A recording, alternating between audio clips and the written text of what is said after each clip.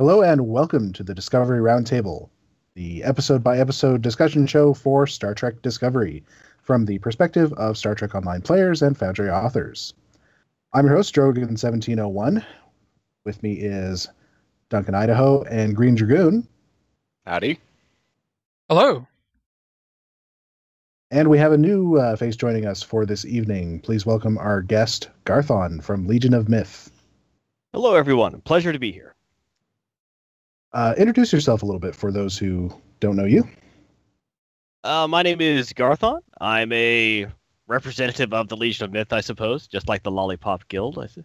I have been playing Star Trek Online on and off since beta. Longtime Star Trek fan. I'm an older gentleman, so not that old, but since the original series, used to watch that on reruns with my dad. So some of my fondest memories are weekends watching Star Trek. And I've grown up with the series. I've loved it since I first saw Spock, and here I am today. Here you are, here to discuss episode 4 of Discovery, which I'm hoping I'm not going to flub this title. The Butcher's Knife Cares Not for the Lamb's Cry. Did I get it right? You got it right? That is right. I think I got it right. I'm wondering how I'm going to fit this into the YouTube title, though. If it's gonna, I don't know if there's a character limit on those. Might just keep it to nothing you'll run into. Maybe I'll just shorten it to Butcher's Knife or something like that. Yeah, that might be sort of how discussion takes place with this one. It could be. Because it seems just like almost an infuriating long title. But it is not the longest Star Trek title. What is the longest? For the world is hollow and I have touched the sky. Came up 2 words short. Sorry. You can tell we're all Star Trek nerds when 3 of us instantly knew that. Yes. So I'm going to start off with a question for you guys. So I think we are going to, it's fairly inevitable that we're going to get the Crossfield class as a playable ship in Star Trek Online. Agreed? Yep. Agreed. Odds are good. Odds are good. So if we get one, would you want it to have the crazy flipping around spore drive animation that we saw in this episode? I think it has to. I mean, it's the characteristic bit of the ship. So it probably wouldn't have the full capabilities of the spore drive in the show because of reasons we may eventually discover for why Starfleet didn't keep going with this technology. But, I mean, in Star Trek Online, we've got abilities that allow us to transwarp short distances. So it could function similar to that, where it basically just puts us, say, behind a target, but with a bit of a buff and a crazy animation. So I think that would be perfectly fine. Although, for cryptic animating it, good luck. Well, I mean, in the show, they show that they can fire the spore drive whenever they want. It's just the navigating that's the hard part. Yeah. And he kind of equated it to quantum probabilities. Mm-hmm. I know, it strikes me a lot like the infinite improbability drive from Hitchhiker's. A little bit. It's, I mean, that's definitely one parallel. For me, it keeps coming back to, it's very similar to how hyperdrive works in Isaac Asimov's Foundation. Or even the ship who sang. Basically, in that, these ships have these incredible hyperdrives, but in order to do all the complex mathematics, they need the only supercomputer that'll work is a human brain. So what they end up doing is kids who are born severely handicapped, like MS, like their bodies just do not work. Their parents give the option, like, of putting them in this space program where they're raised with their brains put inside of machines, robots, essentially. And so they grow up knowing they're going to pilot a spaceship. And it sometimes works with the morality of, is this the right thing to do? But usually the people who are involved in that program are like, I was born a complete cripple. This is great. I actually can do something. I could go across the entire universe. When I go through warp travel, my mind touches everything. So it's actually a very neat series. But yeah, it's the same thing. They need that supercomputer, the human brain in this case, to do all the complex warp travel. Yeah. Whereas in this case, the supercomputer that we needed to do the complex warp travel turned out to be the tardigrade. A giant tardigrade. Mr. The tardigrade. Or That's a good name. it's Tardigrade or Mr. Hugglebugs. That's what I've been sort of thinking of him as. Because he just wants to hug. He just has sharp claws that can cut through duranium. And it's problematic. He's just too big. He's misunderstood, but he's lovable. One other parallel I guess we have to make, because my handle is Duncan Idaho. There's also very strong parallels to the Spore Drive and hyperspace in Dune series. Kind of bit more literally, too, because you need a substance to make it work. That's biological, that's spice. And you need, at least early in the series, a organic entity to navigate. And in that case, it was a navigator. So a couple of iterations of that. But kind of, it's sort of more of a straight line shot. So it's almost, you can imagine Dune as sort of a hypothetical case study on how a civilization might develop if this was their accepted mode of travel. Huh, interesting. So there's really a lot going on in this episode, and I don't know about you guys, but I found myself not quite liking it as much as last week. Yeah, I was on the same page. It felt more formulaic. I liked it a lot. I liked it, but I felt it was I felt it was a very dark episode, and for the things I liked, it was too easy to find two I didn't like, which is kind of sad. Yeah, the death of Landry, I really found upsetting, because she was my second favorite character on the series. Oh yeah. I don't know if you're going to find a lot of people who agree with liking that character, but I'm one of them. Yeah, I mean, she was a no-nonsense, tough as nails. Well, this is just like broad strokes stuff. But she seemed dedicated to her captain. She wanted to get the job done. You could point out, like, why'd she let people get in a fight in the middle of the cafeteria? Well, maybe because the captain told her to, and she's hardcore enough just to do what the captain says. But she seemed interesting as a security officer because she wasn't what you expected. She wasn't the big, tough Klingon or the unstoppable Vulcan. She's a female human who apparently is tough enough that everyone listens to what she says.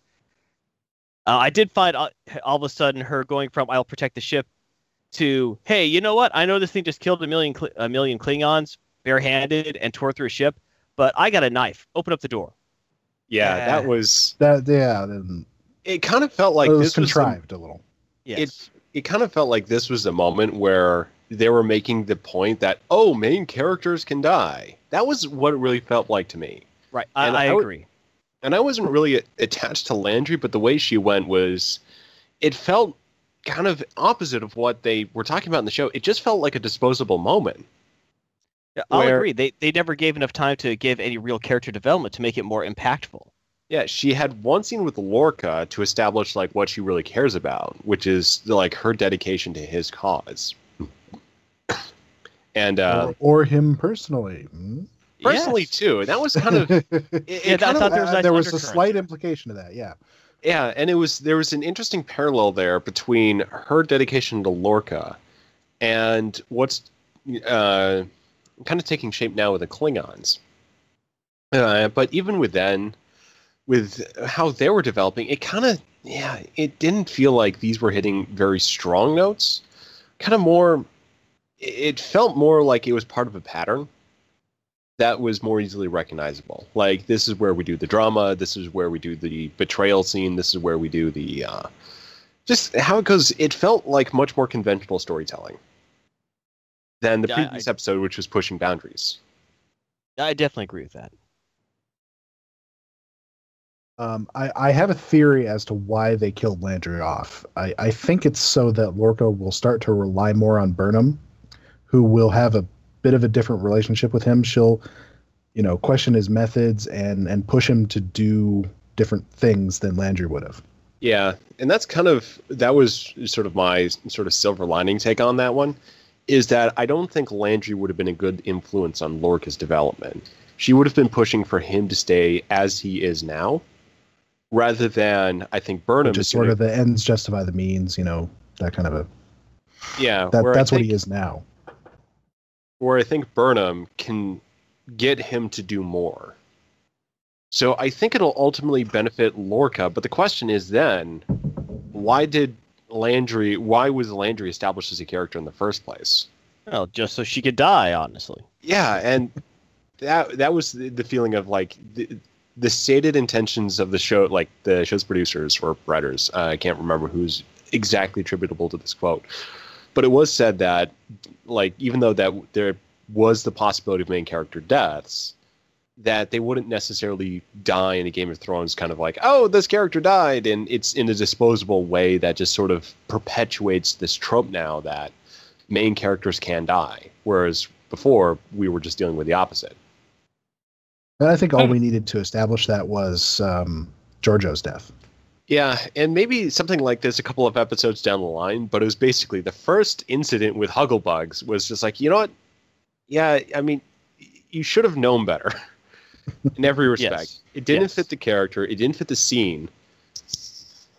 And it kind of, I mean, it almost just sort of made Lorca seem worse, because it seemed like it was just hammering the negative elements of him very simplistically pursuing ends justify the means without seeing the big picture. But for him, his last scene in the episode 3 was the big picture of what we can do with the spore drive. This is what matters. And then the next episode was, well, this thing has really tough claws and armor. Let's go with that. It's like, wait, wouldn't he have some insight that this thing probably has something to do with spore drive? Because the question is immediately, where did this thing come from? If he suspects spore drive was involved in some way, then he's going to want to investigate that. And why the other... I mean, unless he didn't suspect that. But that's against Lorca's character. He's always... I mean, right. He's always like, I'm here to win a war, you science geeks. Make me win it. Yeah, and it kind of felt like he was all of a sudden concerned with conventional military tactics when his ship is the key thing. So something that could potentially benefit his ship. Yeah, it just felt like it was a little bit more sort of playing to him as an archetype rather than as an evolving character as we saw him in the last episode. So I'll agree that the pretense for studying the creature was a little flimsy. Although I have to disagree. I think of everyone. I think Landry was probably one of the least developed of the bridge crew. Oh yeah, she definitely wasn't fully developed. So I don't know. I think they always intended for her to die. They didn't expect her to be a super long-term character. I got that feeling at first too. I think she was good enough that she could have been, though. I agree. Yeah, interesting enough. She was played well enough, but yeah, I mean, could you tell us anything about her likes, dislikes? Well, no, where she came didn't from? have time to. Yeah, but in the few episodes she was in, I found her more interesting than the security officer aboard the edX Enterprise. Yeah, it took him Malcolm, Lieutenant Reed.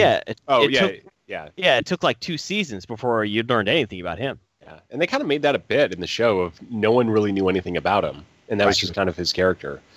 But I think that we haven't gotten a lot of development on most of the characters in the show. Well, I mean, anyone.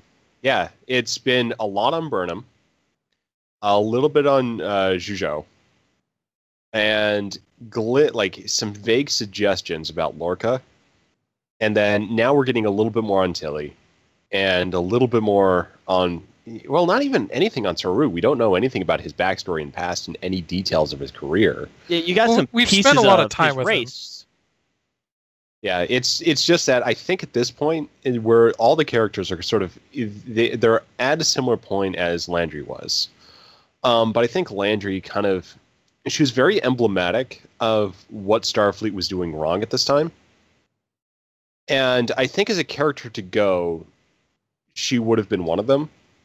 That would have been an easy call, but at the same time, having that character evolve through the series and take on a different outlook also would have been very impactful. So I think with Landry, they could have definitely gone either way. And I think they could, for any character who dies, like, we have a certain cast of characters, and it's probably a good bet in the next 11 episodes, at least one more is going to die. Yes, definitely. Very likely. Although I think there's something to the idea that her death was almost a little bit also to show that her approach and her behavior was not being rewarded. Yeah. Mm-hmm. And whereas Burnham's was the right way to go. Yeah.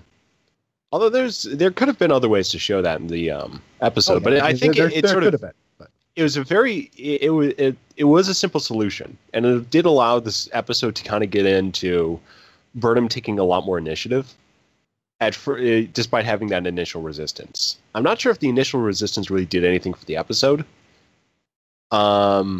except kind of walk back Lorca's character a bit from episode 3. Because it kind of felt like that would have been much more in keeping for what he was originally presented in at the start of that episode, not the end of the episode. Yeah. So I guess it might be a difference in writers too, because I don't know the details on who wrote what episode, but it could just be that we're dealing with 2 scripts that were written by different, or sort of set up by different people, so they're hitting different beats in a different style. I'd also resist the urge to try and find him as a single aspect. Yeah. Although it felt like at the start of this episode they were doing that. Because they were just showing the one aspect. The one side of his character, yeah. Without, like, in episode 3, this is why I loved it so much, is that they could show multiple aspects to his character in one bit of dialogue. I mean, there was that depth and that complexity. Here it just kind of felt like a little bit more of a glossing over, where we're now just sort of proceeding with the story, proceeding with the details, developing major plot points between both the Federation and the Klingons.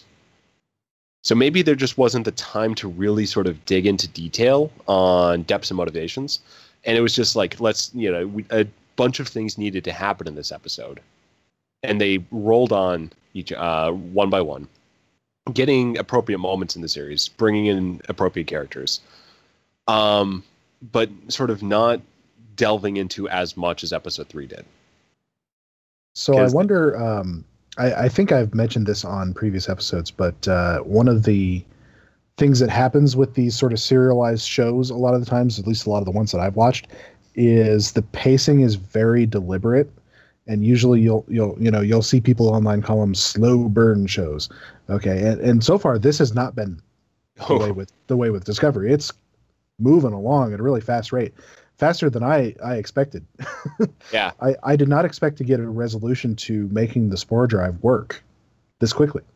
I thought they might, because they sort of set up the Klingon colony aspect.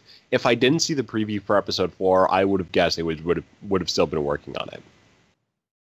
Right, I agree. I expected at least another 2 episodes of trying to get it working, and then they only gets working once they're in the middle of a fight with the Klingons and need to jump away. That's what I expected. Yeah, I think they're going to have to put up some roadblocks here to slow the project down, and probably to do with Mr. Tardigrade. Maybe they'll push him too hard. Yeah, that's what I suspect is going to happen in the next episode. Or they're definitely setting it up. Yeah, so like at the end of episode, at the end of the next episode, they got to go do something. In particular, that was shown in the preview. But at the end of the episode, they basically hit into the problem. It's like at the end of the episode, they really confront the problem that they're pushing Tardy.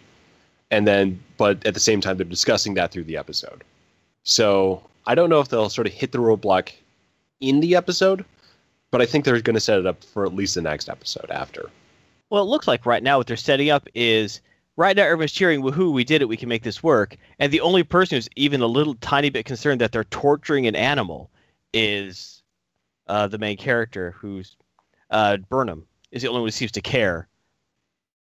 Mm-hmm. So, and honestly, that's, to me, it shows one of the problems I'm having with the show, and that I don't find any character except Burnham likable. I kind of like Lorca because he's just an interesting character, but I certainly wouldn't want to have tea with him. I mean, everyone else in the ship is just either a giant jerk, or they're a liar, or, it's really hard for me to like anyone on the ship. Yeah, they're definitely pushing buttons with these various characters. So I don't want to say they're all in the Barclay camp, because they're all much more with it. Well, I always found found Barkley entertaining and relatable. Yeah. Tilly, I just find really uncomfortable, and she's the kind of person I would stay very far away from. Yeah, I think they're pushing a little, like, especially after the last episode, they just sort of started hitting the same points again. So I don't think your character moved on between episodes here. So they established her, gave her some arc, but yeah, episode 4, I don't think she had a few lines and a few scenes, but they weren't sort of moving on. So there's the fact that she stayed when Burnham did her nice experiment with the tardigrade. And that said something about her. But then there was a few comments on the side which kind of felt like more reestablishing rather than moving on. And the pace Discovery is moving, I think they could really move on with the characters at a faster clip. It does seem like, even though the plot is moving very fast, the characters sort of aren't. And you wonder if maybe, the character development will be sort of the slow burn aspect to this show. It feels like that, and that's something that I'd be a little disappointed on, especially like after episode 1, 2, and 3, because that was a fast clip with the characters too. Mm-hmm. Although I think next episode there's probably going to be some development with Lorca, but I might not be surprised about what's ultimately revealed about him. Well, the question becomes: are they telling a story about action, or are they telling a story about characters? Because traditionally, Star Trek episodes are usually about how these characters deal with the situation, and not what the situation does to a character. And this might be more on the spectrum towards the latter there. Yeah, although it could vary episode by episode, where because they don't really have that much room to do sort of just say a holodeck episode, it could be. I mean, we'll have to see this as the show progresses, but there might be a little bit more variation in other ways to accommodate for similar feeling of dynamicism. Right. I mean, we're only 4 episodes in, so I'm not going to judge the show yet. Most Star Trek series take a full season to get rolling.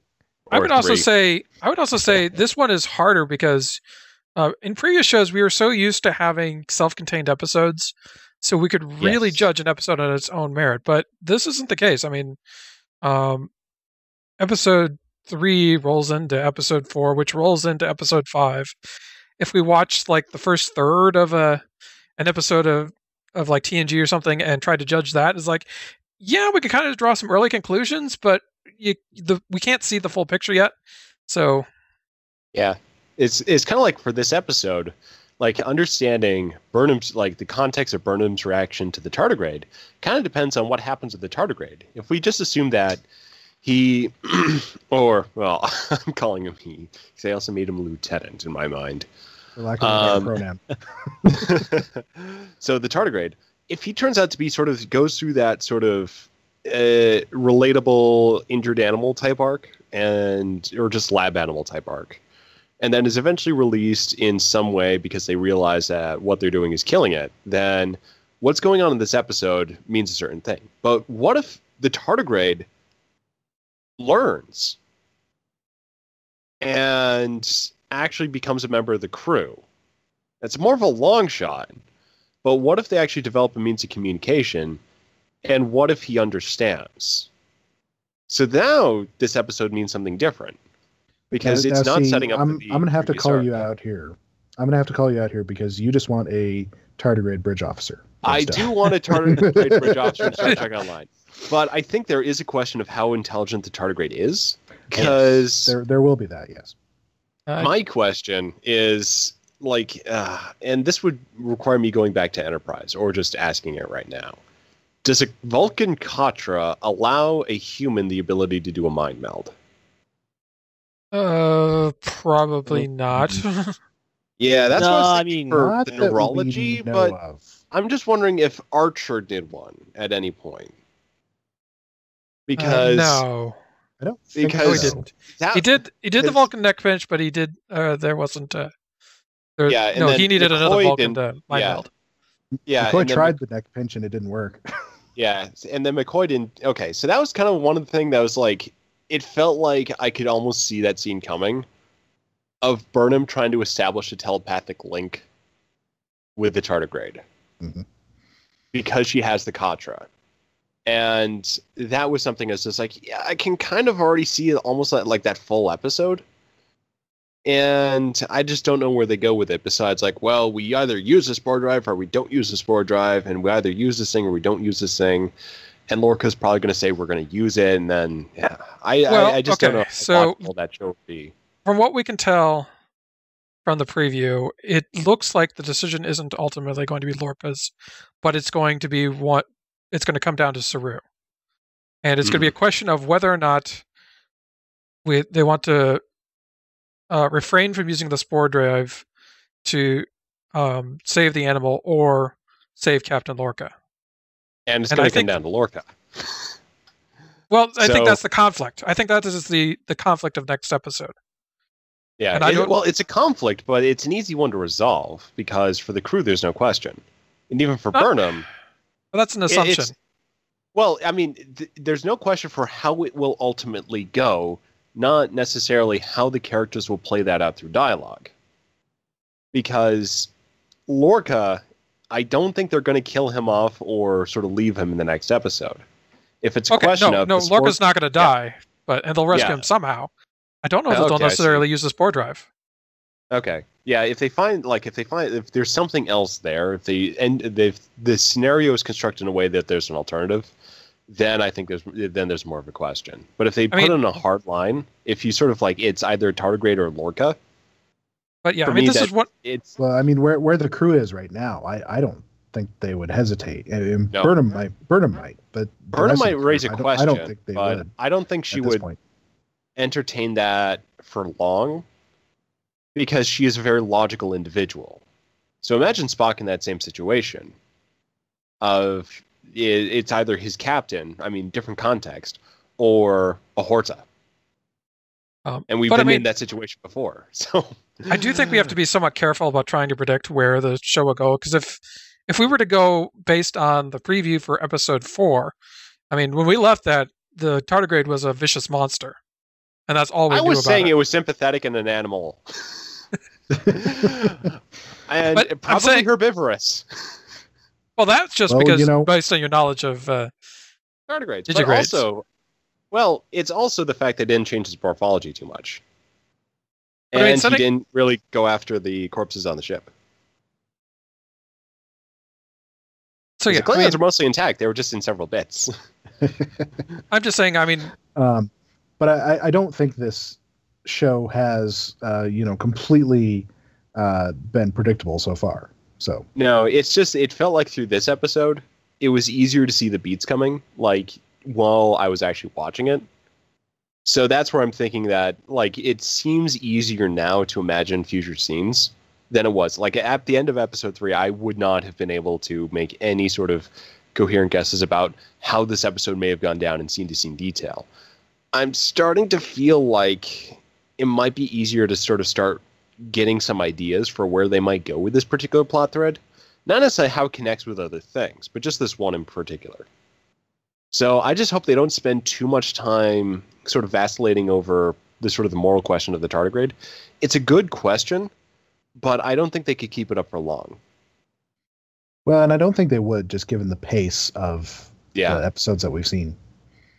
But they should talk about it, though. Yeah, I mean, definitely talk about it, because I think it'll be resolved within the next episode. But just kind of like how they left us at the end of episode 3 with the question of Lorca's hiding this monster, and that was kind of the hook. And the hook for this next episode is this this tardigrade powered spore drive has repercussions for the tardigrade, and they're definitely setting it up as the hook being the moral implications of that. Yeah.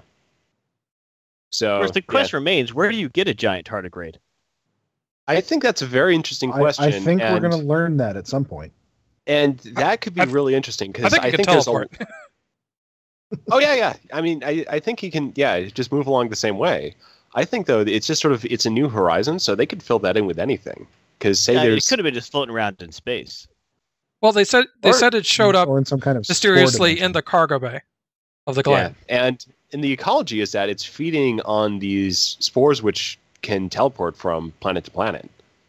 So it might be able to, once it sort of reaches critical mass, it might be able to teleport.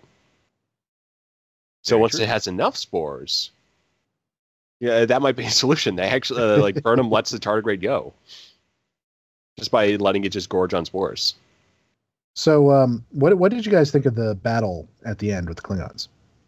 I did not like the tactics that Lorca used, but it was a great just sort of just showing up on that fly, just boom, you're there, and then you just blow. The Discovery just shoots down 2 bird of prey. Yeah. That was awesome. That was cool. I did not like waiting because it didn't make sense. Yeah. Well, he didn't shoot them. He waited there close so that they'd be sucked into the twist of the spore drive. So that actually killed them. But why would you do that? He left like torpedo explosives, so he flipped out, and then behind. That's right. But then it's just you're over the colony, pretty low down, and you've just destroyed a squadron of bird of prey and had these explosives. Yeah, it did seem pretty foolish. And then you don't have any way of determining if one made it. So It felt like it was a really risky situation that left Lorca without control. It felt dramatic, but it didn't feel. Well, it's like a James Bond trap. Tactic. He's like, haha, I know this will do it. Let's all leave the room. I'm sure this will be it. Yeah. The Bond films. What it reminded me of was, in the Deep Space Nine episode, The Die is Cast, I believe it is, where they're battling with the Dominion, who is attacking the Tal Shiar and Obsidian Order fleet over the Founder homeworld. And Sisko, for some reason, orders them not to fire until they get within the 500 meters of a Jem'Hadar ship. Yeah. There's really no reason not to fire earlier. Why does he do that? It's to show that they have fortitude and they Don't have fire cojones. You see the whites of their eyes. Yeah, and it's sort of a way of staging the battle. He's got such discipline. He's so courageous to be letting his ship getting attacked like this. But yeah, it didn't feel like it was the best written scene because there were definite logical problems that sort of played to Lorca's stated focus on tactics, where you kind of imagine him just sweeping up the colony, because they were just bird of prey. You took them out in one shot, just sweeping it out and then vanishing out. That would have been as dramatic, and it would have also made a lot more sense, and it would have functioned the same way in the episode. But we got this sort of pause of hold them. They need to get closer, and it's it played as false drama. Yeah. It was very TV tropey, Mm-hmm. Well, Star Trek's not above Hollywood. It was a TV show. Well, that's true. No, yeah. I mean, it as I pointed out in another earlier example. So, so let's move from parts of this episode that didn't necessarily work very well to some that I think did, which is the Klingon side of things.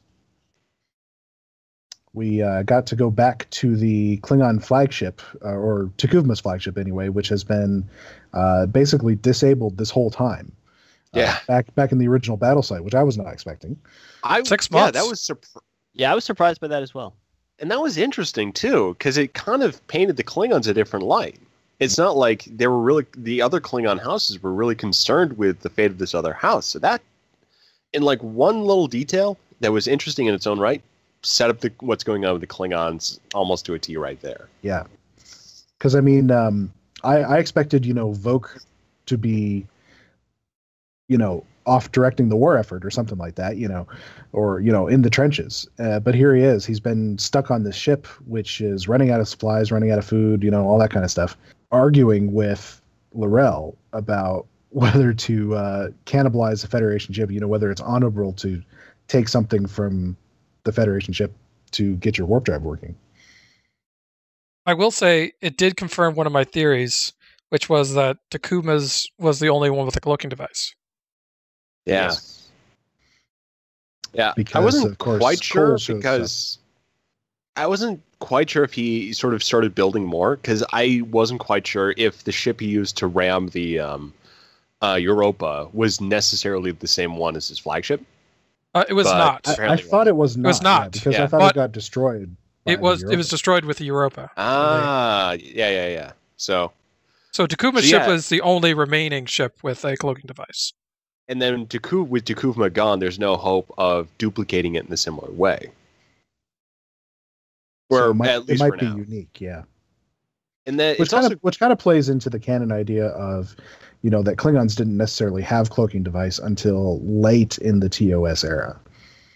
Later. Yeah, and it sets it up as an interesting parallel with even the Excelsior transwarp experiments, because it's around the same era that you see both the Federation and the Klingon Empire playing with technology that shows up in Discovery. So I think it establishes that parallel quite nicely with what's going on in Discovery in the moment, because we see transwarp come up later with the Excelsior experiments, and that's kind of what they're doing right now. But I think it raises a very good question of where the cloaking device came from and what's going on with the Tomb ship. Where exactly did that come from? Which is another thing I think we're going to find out later on. Oh, yeah. And I think that could be really interesting because the answer could be someone new. Because it's when the ship dates from. It's definitely it sounds like it's been around for thousands of years. And maybe it has. Didn't they say it's like it belonged to Takuma's father? Well, it's also the ancient and corpses. It could be even older than that. Yeah. Yeah. At the very least, it was sitting on the planet since the time of his father. Yeah. Since that's when the ship was. That's when Takuma was aware of it. But I think didn't he say something about his father rediscovered it? Or he rediscovered it, one of the two. Yeah, he rediscovered it, but I mean, it was portrayed as ancient, and the sensor analysis they did of the bodies on the ship, the hull, I believe also put it into the older age category. And at the very least, it's an old ship, one way or the other. And if it's an old ship that's just straight up Klingon, the question is, okay, so where did the cloaking device come from? There's got to be a story involved in that and why it wasn't adopted right there. I've seen people speculate that it might come from the Herc. I saw that speculation.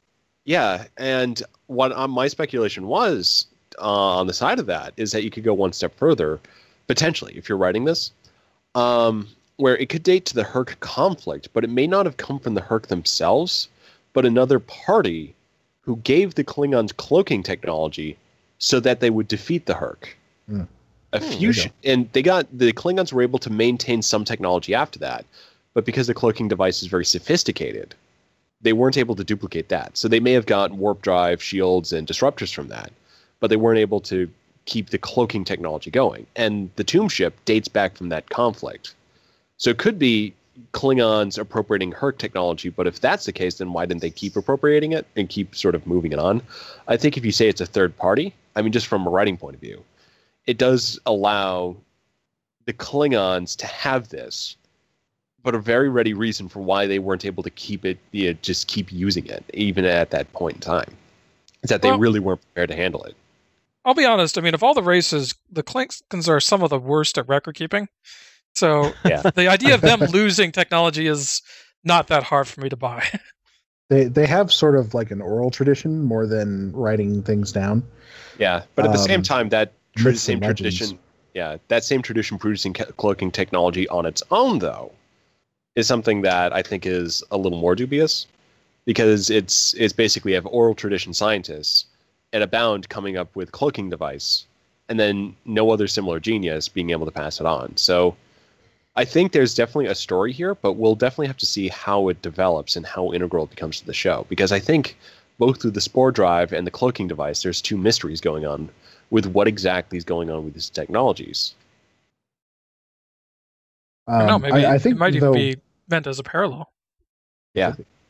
It could be, or I think it's entirely possible they just introduced the things as a way they thought would be to tell an interesting story, and they'll come up with where it came from later. Yeah. It could be. One of the things that I think was going on in this episode is that the good character drama was on this Klingon side.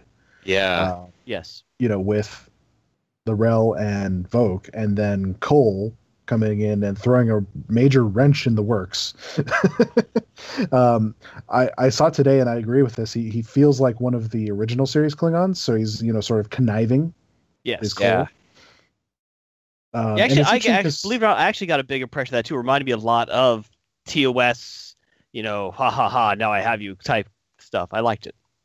However, I gotta say, it still bothers me that all the Klingon stuff is subtitled.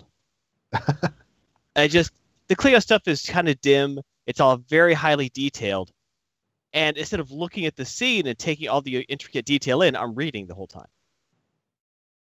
That is a slight issue. I may have to go back and watch these episodes again just to look at the set. Yeah, I always end up watching the Klingon scenes twice. One time to read it, and the other time to watch it. And I don't like that. But I like that the Klingons didn't feel as tacked on. The last episode, all the Klingon stuff felt very tacked on. This time, it made a lot more sense. And I liked where it was going. Yeah, the only really good Klingon moment in the last episode was the shushing Klingon. Yes. But even as good as that was, his presence there wasn't, terribly integral to the story. Right. Yeah. But now we're getting back. Yeah, you could have. But now we're getting back to the plot as far as the Klingons go. Like, the Rel basically pulls a double agent act here. She goes over to Cole, and then we think all hope is lost for Vogue. Almost, and you feel very sympathetic for him. You feel almost like he's a little bit of a hero, and he's being, oppressed by all these other characters, and then suddenly there's a ray of hope for him. Yeah, I saw L'Rell's double cross coming. Yeah, so I was hoping they were going to go there. I was hoping that. Yeah, I got spoiled on that one for Twitter. I was watching it, and then someone posted, "Oh, I saw this thing coming, but I didn't see the double cross from her." I was like, "Thanks, guys." Dang it. Well, her double cross was overplayed, so she was clearly like overacting the "I'm betraying you" part, and so I just didn't see the follow up tweet of almost almost winking at folk without actually doing it. Yeah. Klingons don't wink. Especially the let's leave him on the ship type thing instead of killing him right there. That's like, oh yeah, that's pretty standard double agent. That's another James Bond bit. Yes, another James Bond bit. So it did feel good with her character development, Voke's character development. That especially with her too. I mean, you get a lot more sense of where she's coming from and how she kind of fits in with the big picture. And just giving her a lot more just motivations that if they're not relatable, they're at least understandable. Yeah. So you can see how certain Klingons are approaching this conflict. And especially from Voke's point of view of uniting the Klingons, trying to get that done. And then you seeing how other Klingons are taking advantage of the situation. Because Cole says that they're united until the Federation's defeated, then they're just back at their usual game. And that's crushing for Voke. Because it's the... He believes wholeheartedly in Tuvma's message. Yeah, and even if they're sort of played up to be a little bit more, say, barbaric at the start of that episode, start of the episode with what they're talking about. Yeah. That kind of felt a little random to me, but at the same time, though, it did sort of move on nicely to get these characters back into relatable characters. And there's a little bit of a love story going on here too. Yeah.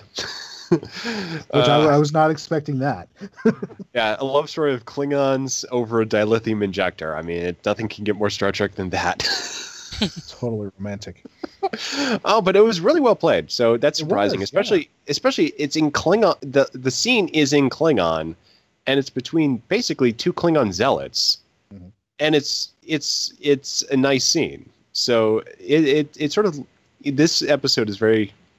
It does stand out with the Klingon writing, and that might be why stuff on Discovery feels a little bit more rushed, where there's all this other stuff to get through, and it's not really necessary because we already had an episode establishing the Discovery characters. So it's just sort of that tactical decision of like, okay, we'll just move forward with the plot on the Discovery side and then let characters have the depth they need to have to be relatable characters of the series on the Klingons. Well, hopefully they can do that from now on. Yeah. And then I think it'll be interesting with seeing how this sort of the two sides of the Klingon conflict develop now, because we've got Cole and what's-her-face as is sort of perpetuating the war effort. And then Voke's going to go to the monastery, where he's going to see, what was it, the Mokai? Yeah. So it'll be interesting to get into Klingon lore, and that might get into Klingon history and maybe get some clues on where the tomb ship came from. Yes. How that factors into everything. One of the things that they might be setting up here is a little bit of a parallel journey for Voke and Burnham. Yeah. Getting to about, hitting rock bottom and clawing your way back up. Right. They've both lost their trusted leader who they loved. They've both been betrayed by the organization they trusted. But they're also both finding some hope inside that organization. They also lost a ship, too. Yeah, that's true. And everything that came with it. And they're both tangentially related to these covert military projects and just broader struggles in both the Federation and the Klingon Empire. Because Burnham relates to what's going on with the Fed in her mutiny and what that really represented, with her going against certain ideas the Federation had at the time of, let's just keep saying one thing and hope it works out, irrespective of who we're saying that to. And then the Klingon has their disunity and what everything that entails. So both the characters are very deeply involved in all these different aspects. And yeah, I really want to see how this develops, because there's just so much here. How interesting would it be if eventually you see Burnham and Voke come together to somehow end this conflict peacefully? There could be a way they could do that, and I think it would be a very good capstone and a very good way of, like, in the final episode, if they sort of reach some kind of reconciliation, it would be a very Trek thing. Mm-hmm. It's a very tall mountain to climb, though. It is, yeah, absolutely. But 15 fast-moving episodes. They could get there. One thing I noticed about the episodes that we've seen so far is they seem to come in like 2-episode chunks. So the first 2 episodes were quite a bit self-contained, and these 2 episodes felt like they were kind of a 2-parter for each other. Yeah. So I wonder if we're going to keep seeing that, of sort of these 2-episode, or essentially like, 2-parters after 2-parters after 2-parters. Yeah, possibly, because, I mean, there's a question of what we learn about Lorca, and then that could set up another sort of series of inquiry and investigation that lasts for another episode. So we can move on from the tardigrade into figuring out what's going on with Lorca's eyes, for example. Mm-hmm. And then that becomes involved for a couple of episodes, and then we move on to something else. Maybe Klingon ship becomes a little bit more important at that point. So, yeah, I mean, they could keep doing that, and it would be a nice way of giving certain topics depth and then still covering a breadth of material. I'll say, if anyone would mind if I bring up, I have one big gripe about this episode. I just have to say. Go for it.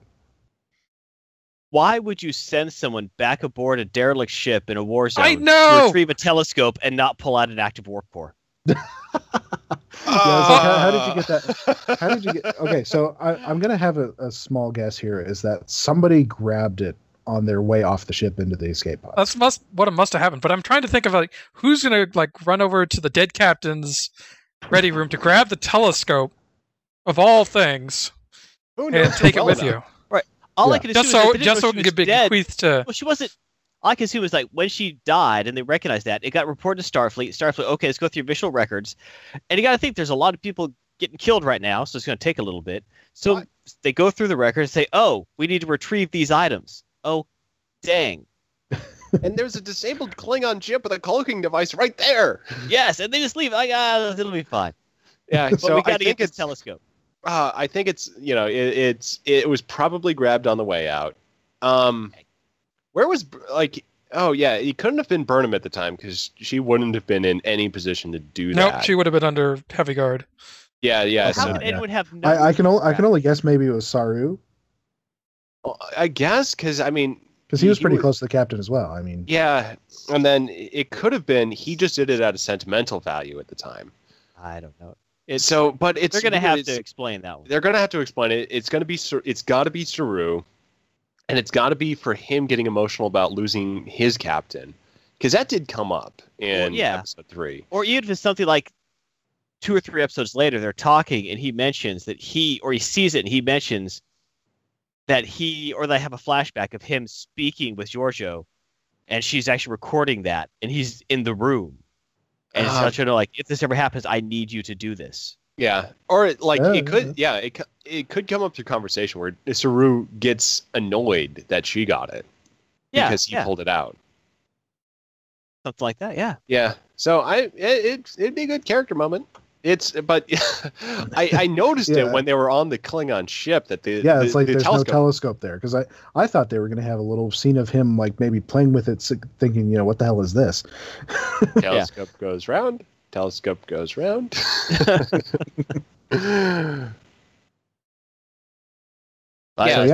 absolutely. That was it was a bit of a moment where I had the exact same thought as, like, how did they get that off the ship? Why did somebody grab it? But it could be a nice character moment some other time in the show. So I would hope they don't drop that and just say, "Oh well, it's just there." Like, you need to explain that. Oh yeah, I hate to say it. I mean, having that answered though is not instrumental to the plot. So the odds of us getting an actual answer are not great. It's like what happened to the shuttle pilot in episode 3. Yes. We're going to find that out. It's just going to you assume they were rescued by the Discovery as well, but they're never mentioned again. Yeah, I mean, it's just the implication that the shuttle goes on again, and you assume that Lorca probably wouldn't give up one of his own people, so maybe. And then there was one sort of announcement in the hallway of like Ensign so and so report to sick bay, but that could have had all sorts of other connotations too. So it's just like, I want to know. So yeah, I don't know if it could come up later as a character moment between Burnham and Saru. If they have them talk. But if it doesn't, it's not the end of the world.